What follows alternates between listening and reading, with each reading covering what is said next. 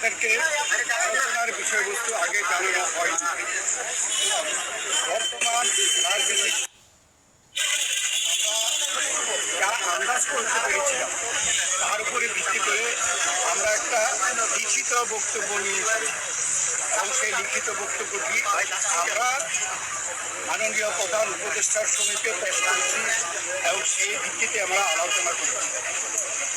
তার একটি সারাংশ আমি আপনাদের সামনে তুলে ধরতে চাই।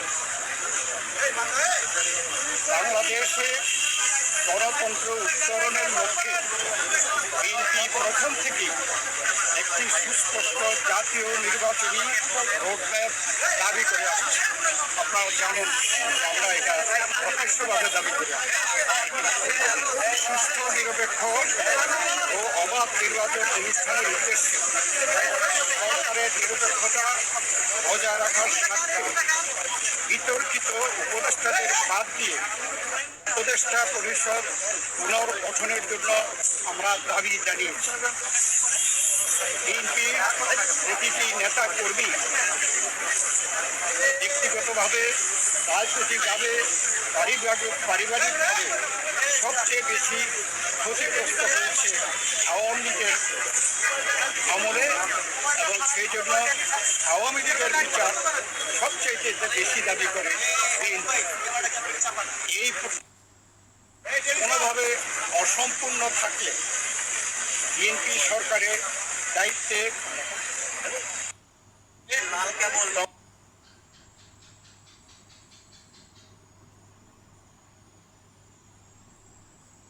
সম্পন্ন করা হয়। নির্বাচন সংশ্লিষ্ট সংস্কার কার্যক্রম অবিলম্বে সম্পন্ন করে ডিসেম্বরের মধ্যে জাতীয় সংসদ নির্বাচন অনুষ্ঠানের জন্য দ্রুত একটি রোডম্যাপ প্রদানের দাবি আমরা জানিয়েছি। বাংলাদেশের মানুষ বিশ্বাস করে যে অন্তর্বর্তীকালীন সরকারের মূল দায়িত্ব হচ্ছে একটি সুষ্ঠু নিরপেক্ষ নির্বাচনের মাধ্যমে বাংলাদেশকে গণতন্ত্রে উত্তরণের প্রক্রিয়া দ্রুত সম্পন্ন করা হবে। যে কোনো উশিলায় নির্বাচন যত বিলম্ব করা হবে আমরা মনে করি জাতির কাছে আবার স্বৈরাচার পুনরায় ফিরে আসার ক্ষেত্র প্রস্তুত হবে। এর দায় দায়িত্ব বর্তমান সরকার। বিএনপি সম্প্রতি যে নানান ধরনের গুজব আছে সেই প্রেক্ষিতে আমরা বিএনপির পক্ষ থেকে বলেছি বিএনপি কখনই প্রধান উপদেষ্টার পদত্যাগ চায়নি, বরঞ্চ প্রথম দিন থেকে এই সরকারকে সর্বাত্মক সহযোগিতা করে আসছে। আমাদের যে আলোচনা তার সারাংশ ছিল এতটুকু। আপনাদের সকলকে ধন্যবাদ। কোনো সুনির্দিষ্ট রোডম্যাপের আশ্বাস পেয়েছেন, আমাদের দাবি জানিয়েছেন, ওনারা কি বলেছেন? সেটা পরে আমাদের যে আলোচনার মধ্যে আসছে সংস্কার, বিচার এবং নির্বাচন মূল।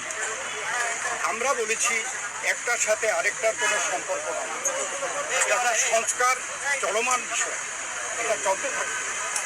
আমরা আশা করেছি এই সরকার সকলের সাথে ঐক্যমতের ভিত্তিতে একটা সংস্কার প্রস্তাব দেবে, সেইটা চলমান থাকবে এবং আমরা যদি ভবিষ্যতে জনগণ আমাদেরকে ক্ষমতায় বসায় আমরা সেই সংস্কার চলমানভাবে আমরা সংস্কার বাস্তবায়নের আমরা প্রচেষ্টা নেব।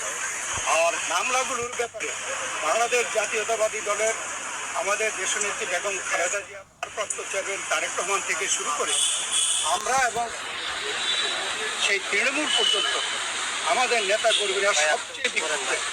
আমরা এই স্বৈরাচারী ফ্যাসিস্ট সরকারের কর্তা ব্যক্তিদের এবং যারা দায়ী তাদের বিচার চাই।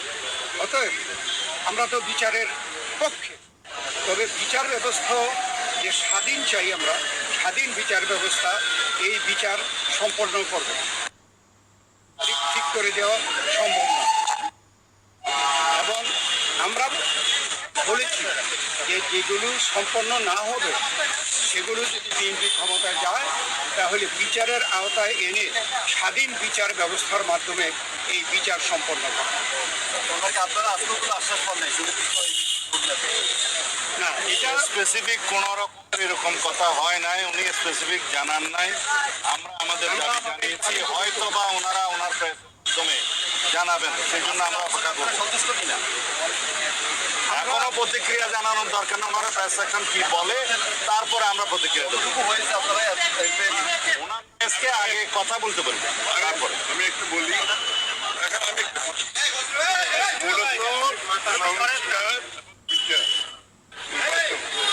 এই তিনটার উপর আলোচনা হয়েছে এবং সংস্কারের ব্যাপারে আমরা এটা পরিষ্কার এবং ওনারা একমত হয়েছে সংস্কার যেখানে ঐক্যমতের ভিত্তিতে হওয়ার কথা তার ভিত্তিতে সংস্কার সেই কাজ অতি সহজে সম্পন্ন করা সম্ভব। এখানে কোনো বিমত পোষণ করেন না। বিচার ব্যবস্থা বিচার করবে এবং বিচারের আওতায় আনার ব্যাপারে যে আলোচনা হয়েছে এখানে ওনাদের কোনো দ্বিমত নাই। সুতরাং ডিসেম্বরের আগেও নির্বাচন করা সম্ভব এই আলোচনা হয়েছে। হ্যাঁ, পদত্যাগের ব্যাপারে আমরা লিখিত বক্তব্যে জানিয়েছি, আগেও জানিয়েছি। নিরাপত্তা উপদেষ্টা এবং আর দুইজন ছাত্র উপদেষ্টা যাদের কারণে এই সরকারের নিরপেক্ষতা ক্ষুণ্ণ হচ্ছে তাদেরকে বাদ দেওয়ার জন্য আমরা আজকেও লিখিত বক্তব্য আমরা দিয়েছি, মুখেও বলেছি। সেই আশ্বাস ওনারা দেখবেন, আমরা আমাদের বক্তব্য দিয়েছি।